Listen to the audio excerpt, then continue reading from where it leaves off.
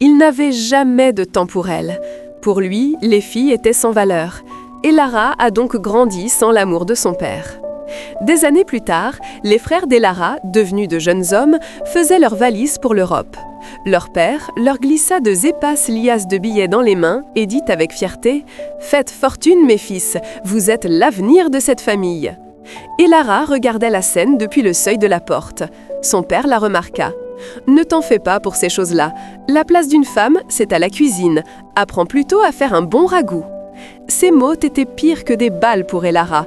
Après quelques années, un à un, les frères d'Elara échouèrent.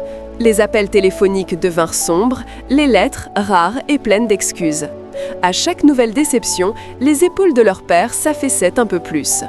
Pendant ce temps, loin du bruit des échecs, Elara traçait son propre chemin. Des nuits blanches à la bibliothèque, des sacrifices silencieux et une détermination de fer firent d'elle un professeur d'université. Elle avait construit sa réussite brique par brique, seule. Un après-midi, dans son bureau, le téléphone sonna. C'était un de ses frères. Sa voix était tendue. « Elara, c'est papa. Il est gravement malade. Les médecins disent qu'il faut beaucoup d'argent pour le soigner. » Un long silence s'installa. Elle pensa à son enfance et au regard détourné de son père, à ses mots tranchants, à sa propre solitude.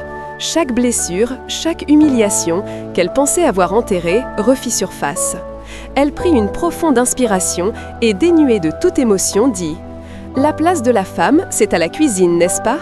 Elle marqua une pause, laissant les mots flotter. « Dites-lui que je serai là pour l'enterrement. » Puis, elle raccrocha doucement.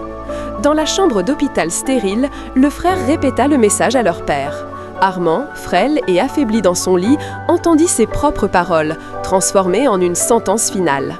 Ses yeux, autrefois si durs, s'écarquillèrent de stupeur et d'une terrible compréhension. Il comprit. En cet instant, il comprit tout. En semant l'injustice, il avait récolté la solitude. Une larme, la première depuis des décennies, traça un sillon sur sa joue parcheminée.